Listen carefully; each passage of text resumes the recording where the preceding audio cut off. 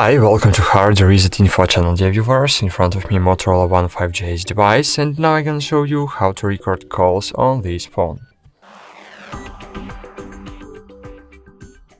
So firstly, you need to open the Play Store and find here Cube ACR application.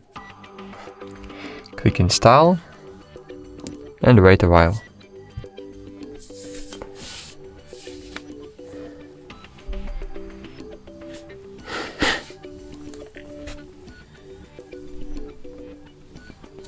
Click open.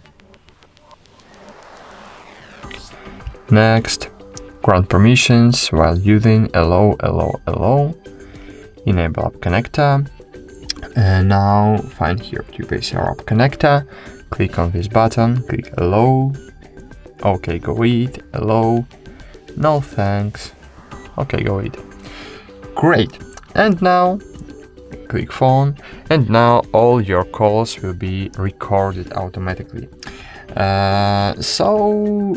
You will find all your recordings in this application. Here you will see all your recordings. Here you will see your timeline. Here you can back up your records. You can remove your recordings, and here you can disable call recordings and enable again.